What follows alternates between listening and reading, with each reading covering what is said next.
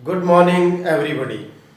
कैसे हैं सब लोग। उम्मीद करता हूं कि सब लोग ठीक होंगे, अध्ययन में व्यस्त होंगे। तो चलिए अपन अध्ययन की आज की इस क्लास को प्रारंभ करते हैं। हम बात कर रहे थे विश्व के संदर्भ में परिवहन और संचार की। हमने बात की थी कि परिवहन के अंतर्गत स्थलीय परिवहन, जलीय परिवहन और वायु परिवहन को सम्मिलित किया जाता है। तो उसमें से आज की क्लास में हम पढ़ेंगे स्थलीय परिवहन। स्थलीय परिवहन के दो भाग होते हैं, सड़क परिवहन और रेल परिवहन। सड़क परिवहन और रेल परिवहन, और जिन उसमें से भी हम सड़क परिवहन की बात आज की क्लास में करने वाले हैं। तो आप बने रहिए बिल्कुल, और ध्यान से इसे समझेंगे तो बिल्कुल समझ में भी आएगा। चलिए शुरू करते हैं। स्थलीय परिवहन और स्थलीय परिवहन में सड़क परिवहन। अब देखिए, सड़क परिवहन के अंतर्गत वे सभी मार्ग सम्मिलित किए जाते हैं जो मानव के लिए, वस्तुओं के स्थानांतरण के लिए, मानवीय स्थानांतरण के लिए काम में आते हैं। जैसे गांवों में, ग्रामीण क्षेत्र में, पल्ली अधिवासों में पगडंडियां, कच्चे रास्ते, और कच्चे रास्तों से लेकर ग्रामीण सड़कें, फिर जिला सड़कें, फिर राज्य राजमार्ग, फिर द्रुतगामी महामार्ग, सभी को स्थलीय परिवहन में शामिल किया जाता है। तो देखिए, सड़क परिवहन के अंतर्गत सड़कें कितने प्रकार की होती हैं? दो प्रकार की, कच्ची सड़कें और पक्की सड़कें। कच्ची और पक्की। अब जो कच्ची सड़कें हैं ये विकासशील देशों के जो ग्रामीण क्षेत्र हैं उनमें पाई जाती है, या यूं कहें विकासशील देशों का जो ग्रामीण परिवेश है उनमें स्थानांतरण के लिए कच्ची सड़कों को काम में लिया जाता है। दूसरी तरफ पक्की सड़कें, ये विकसित राष्ट्रों में पक्की सड़कों का जाल है वो अधिक विकसित है। और जैसा कि हम लोग जानते हैं, कच्ची सड़कें बिल्कुल कच्ची होती हैं, मिट्टी को पकाकर वहां बनाया जाता है, और पक्की सड़कें डामर, कोलतार वगैरह से बनाई जाती हैं, जैसा कि हम लोग जानते हैं। अब देखिए, सड़कें जो है वो होती किस प्रकार से हैं। तो देखिए, सबसे पहले जैसे कच्ची सड़कें हैं तो ग्रामीण स्तर में, पल्ली अधिवासों में, गांव में, ढाणियों में कच्ची ग्रामीण सड़कें जो एक गांव को दूसरे गांव तक जोड़ती है। उसके बाद ग्रामीण क्षेत्रों को जिला इकाई तक जोड़ने वाली सड़कें, जिला सड़कें। जिला इकाइयों को एक ही राज्य के विभिन्न नगरों तक जोड़ने वाला मार्ग, एक ही राज्य के विभिन्न शैक्षणिक नगरों तक जोड़ने वाला, चिकित्सा की दृष्टि से उच्च श्रेणी के नगरों की तरफ जोड़ने वाला, औद्योगिक विकास की ओर जोड़ने वाला, तो राज्य का राज्य मार्ग। और फिर आता है महामार्ग, जो द्रुतगामी और औद्योगिक और नगरीकरण के लिए सशक्त आधार का काम करता है। महामार्ग ये बहुत ही द्रुतगामी, यानी यूं कहें अति शीघ्र परिवहन करने वाले मार्ग होते हैं, जो 2 लेन, 2 लेन्स, 4 लेन्स, 6 लेन, 8 लेन, इस प्रकार से बड़े आकार में भी बने हुए होते हैं। तो चलिए अपन बात करते हैं सड़कों के वितरण की। और सड़कों के वितरण की दृष्टि से संयुक्त राज्य अमेरिका में विश्व की सबसे अधिक लंबी सड़कें पाई जाती हैं, या यूं कहें जो परिवहन का जाल है, सड़क परिवहन का जाल है, वो संयुक्त राज्य अमेरिका में सबसे अधिक पाया जाता है। विश्व में सबसे अधिक लंबी सड़कें लंबाई की दृष्टि से किसकी हैं? संयुक्त राज्य अमेरिका की। फिर विश्व की 1/3, 1/3 सड़कें, संपूर्ण विश्व की जो सड़कें हैं उनकी लंबाई की दृष्टि से 1/3 सड़कें कहां पाई जाती हैं? संयुक्त राज्य अमेरिका में। और संयुक्त राज्य अमेरिका का कोई भी क्षेत्र ऐसा नहीं है जो महामार्ग से 20 किलोमीटर की दूरी से अधिक दूरी पर स्थित हो, यानी प्रत्येक स्थान की महामार्ग के साथ न्यूनतम 20 किलोमीटर की दूरी पाई जाती है, या यूं कहें सभी स्थानों की महामार्गों से जुड़ाव है। अब देखिए, विश्व के जितने व्हीकल्स हैं, जितनी मोटर गाड़ियां हैं, उसका 1/2 आधा भाग कहां है? संयुक्त राज्य अमेरिका में। तो हम कह सकते हैं सड़क परिवहन की दृष्टि से संयुक्त राज्य अमेरिका विश्व का अग्रणी राष्ट्र है। अब देखते हैं, अब जो वितरण है, वितरण की दृष्टि से भारत विश्व का तीसरा राष्ट्र है। वितरण की दृष्टि से या यूं कहें सड़क परिवहन की दृष्टि से भारत विश्व का तीसरा राष्ट्र है। हालांकि हम भारत के संदर्भ में परिवहन और संचार को 20वें अध्याय में भी पढ़ेंगे, परंतु यहाँ आधारभूत चीजें दी गई हैं तो हम उनका अध्ययन भी कर लेते हैं।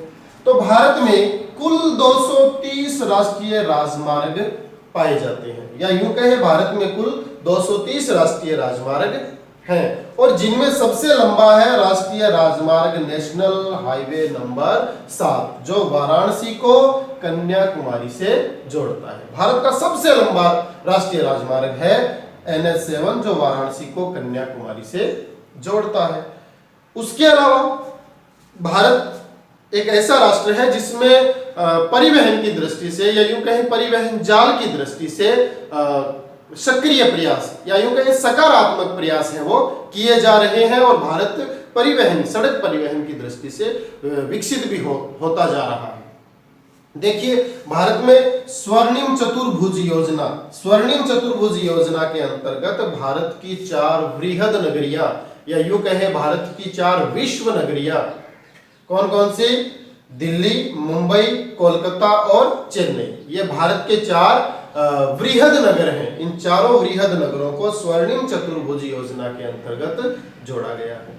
फिर अगली योजना कॉरिडोर योजना। इस कॉरिडोर योजना के अंतर्गत उत्तर को दक्षिण के साथ, पूर्व को पश्चिम के साथ, यानी यूं कहें संपूर्ण भारत को सड़क मार्ग के द्वारा जोड़ा गया है। अब जो उत्तरी कॉरिडोर है, उत्तरी कॉरिडोर में कश्मीर को कन्याकुमारी से जोड़ा गया है, यानी भारत के उत्तरी छोर को दक्षिणी छोर तक जोड़ दिया गया है।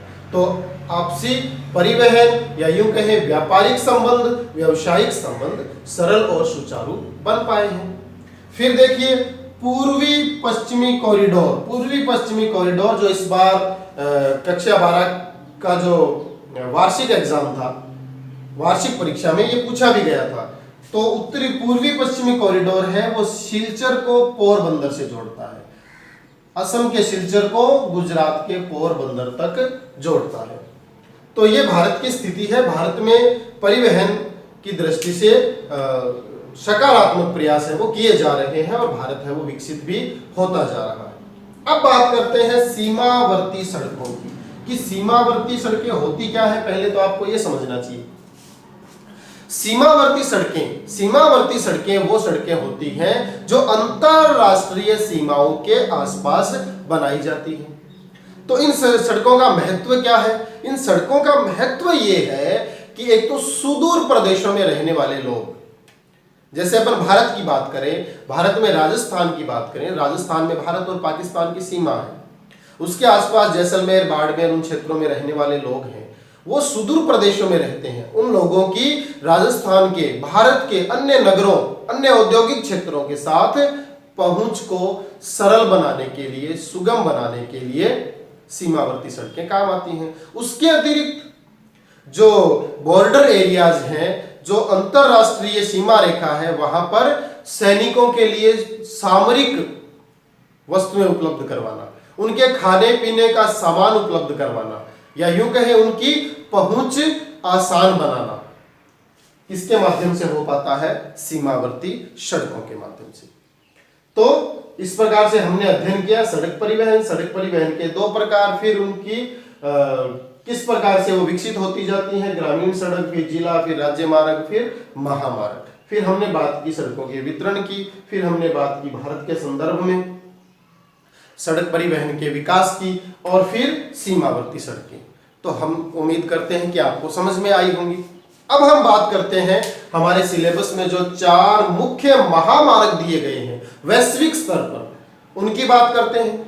तो चलिए, पहला आता है विश्व के प्रमुख सड़क मार्गों में पहला आता है पैन अमेरिकन महामार्ग, दूसरा आता है ट्रांस कैनेडियन महामार्ग, और तीसरा आता है अलास्का महामार्ग, और चौथा आता है स्टुअर्ट महामार्ग। ये 4 महामार्ग विश्व के सबसे अधिक सक्रिय, सबसे अधिक लंबे महामार्ग हैं, या यूं कहें वैश्विक व्यापार को अधिकाधिक संपन्न करने वाले, वस्तुओं के स्थानांतरण को अधिकाधिक संपन्न करने वाले 4 महामार्ग हैं जो हमारी पाठ्य पुस्तक में दिए हुए हैं। तो चलिए इनका एक एक करके अध्ययन करते हैं। तो आइए हम लोग एक एक महामार्ग का मानचित्र के माध्यम से अध्ययन करते हैं। क्योंकि आप लोग भूगोल के विद्यार्थी हैं, तो जब तक इन चीजों को आप मानचित्र के माध्यम से नहीं समझेंगे तब तक प्रॉपर अधिगम नहीं हो सकता। या फिर यूं कहें, परीक्षा की दृष्टि से जो आज पढ़ा है वो हमें परीक्षा तक याद रखना है। तो स्थायी रूप से याद करने का तरीका यही है कि आप इनको एटलस के माध्यम से, मानचित्र के माध्यम से याद करें तो अधिक सुगम रहेगा। तो चलिए, पहला आता है पैन अमेरिकन महामार्ग।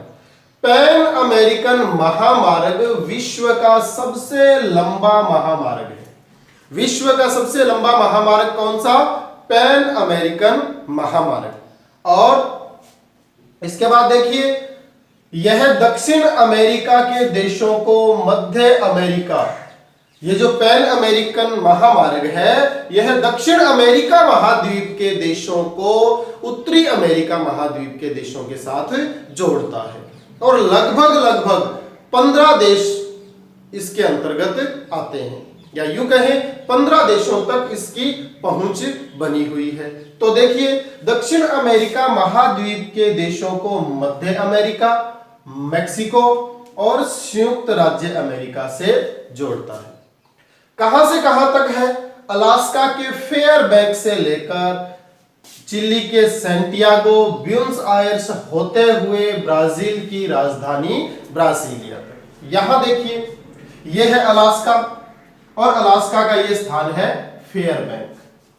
फेयरबैंक से शुरू होता है और सैंटियागो, ये देखिए यहां से कनाडा और फिर संयुक्त राज्य अमेरिका, मैक्सिको से फिर इसने दक्षिण अमेरिका महाद्वीप में प्रवेश किया। दक्षिण अमेरिका महाद्वीप में सैंटियागो से ब्यूनस आयर्स से ब्राजील की राजधानी ब्रासीलिया तक यह महामार्ग जाता है। तो समझ पा रहे होंगे आप। देखिए, अलास्का का फेयरबैंक्स से शुरू होता है, कनाडा से यूएसए संयुक्त राज्य अमेरिका, फिर मैक्सिको से फिर ये दक्षिण अमेरिका महाद्वीप में प्रवेश करता है। और दक्षिण अमेरिका महाद्वीप में सैंटियागो से ब्यूनस आयर्स, अर्जेंटीना के ब्यूनस आयर्स और फिर ब्राजीलिया तक यह विश्व का सबसे लंबा महामार्ग है। तो समझ पाए होंगे आप। चलिए अगला देखते हैं, ट्रांस कैनेडियन महामार्ग। ट्रांस कैनेडियन महामार्ग जो एक ही देश के अंतर्गत है और कौन कौन से क्षेत्रों को जोड़ता है? कनाडा के सेंट जॉन नगर यानी न्यू फाउंडलैंड के निकट सेंट जॉन नगर को ब्रिटिश कोलंबिया के वैंकूवर नगर तक जोड़ता है। तो चलिए देखिए, ट्रांस कैनेडियन महामार्ग ये यहां पर है वैंकूवर नगर। देखिए ये कोलंबिया के इस स्थान पर वैंकूवर नगर।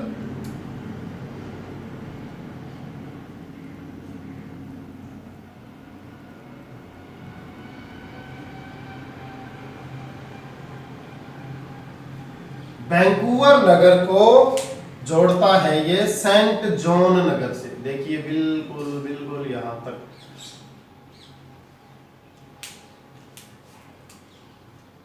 यहां पर अटलांटिक महासागर के तट पर बना हुआ है सेंट जॉन नगर। सेंट जॉन नगर को ये वैंकूवर नगर से जोड़ता है।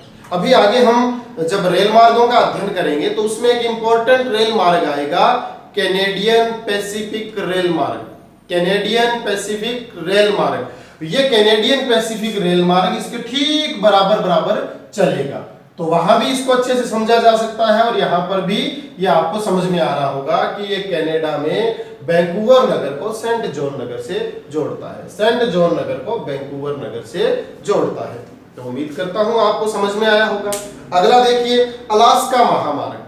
अलास्का महामार्ग अलास्का के एंकोरेज नगर को कनाडा के एडमंटन नगर से जोड़ता है। ये अलास्का और कनाडा दो प्रदेशों के बीच का महामार्ग है।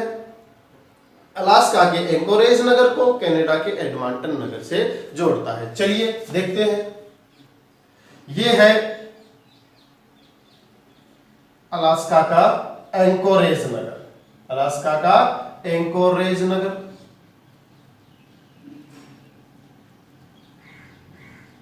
अलास्का का एंकोरेज नगर और ये है कनाडा का एडमंटन नगर, एडमंटन कनाडा। देखिए इसको, अलास्का महामार्ग, अलास्का महामार्ग अलास्का के एंकोरेज नगर को कनाडा के एडमंटन नगर से जोड़ता है। बिल्कुल आप समझ पाए होंगे, पैन अमेरिकन महामार्ग अलास्का के फेयरबैंक्स से लेकर सैंटियागो ब्यूनस आयर्स होता हुआ ब्राजीलिया तक है। दूसरा है ट्रांस कैनेडियन महामार्ग जो कनाडा के वैंकूवर नगर को सेंट जॉन नगर से, या यूं कहें सेंट जॉन नगर को वैंकूवर नगर से जोड़ता है। तीसरा है अलास्का महामार्ग जो अलास्का के एंकोरेज नगर को कनाडा के एडमंटन नगर से जोड़ता है। तो इस प्रकार से मानचित्र के माध्यम से आपको तीनों जो महामार्ग है वो समझ में आए होंगे। अब चौथा आता है स्टुअर्ट महामार्ग। तो बच्चों हमने पैन अमेरिकन महामार्ग, ट्रांस कैनेडियन महामार्ग और अलास्का महामार्ग का मानचित्र के माध्यम से अध्ययन किया जो आपको समझ में आया होगा। अब देखते हैं अंतिम स्टुअर्ट महामार्ग। ये स्टुअर्ट महामार्ग ऑस्ट्रेलिया को उत्तरी छोर से दक्षिणी छोर तक जोड़ता है, या यूं कहें ऑस्ट्रेलिया में स्थित है जो उसके उत्तरी किनारे को दक्षिणी किनारे के साथ जोड़ता है। देखिए उत्तरी ऑस्ट्रेलिया के बीटुम नगर को एलिस स्प्रिंग होते हुए दक्षिण ऑस्ट्रेलिया के उनादत्ता तक जोड़ता है, उनादत्ता तक जोड़ता है। बीटुम और उत्तरी ऑस्ट्रेलिया के बीटुम को एलिस स्प्रिंग होते हुए दक्षिण ऑस्ट्रेलिया के उनादत्ता तक जोड़ता है। देखिए ये ऑस्ट्रेलिया का दक्षिणी भाग, ये ऑस्ट्रेलिया का उत्तरी भाग और ये ऑस्ट्रेलिया का दक्षिणी भाग। तो देखिए ये है बीटुम। अब देखिए बीटुम से आता है ये एलिस स्प्रिंग, बीटुम से आता है एलिस स्प्रिंग।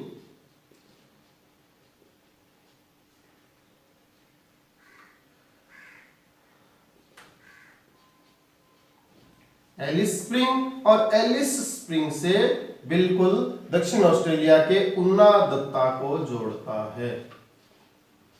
ये लीजिए बीटुम से एलिस स्प्रिंग से उनादत्ता को जोड़ता है। तो देखिए उत्तरी ऑस्ट्रेलिया के बीटुम नगर से शुरू हुआ और एलिस स्प्रिंग से उनादत्ता को जोड़ता है। तो इस प्रकार से हमने मानचित्र के माध्यम से चार वैश्विक स्तर पे 4 महामार्गों का अध्ययन किया है। तो उम्मीद करता हूं कि ये आपको समझ में आया होगा।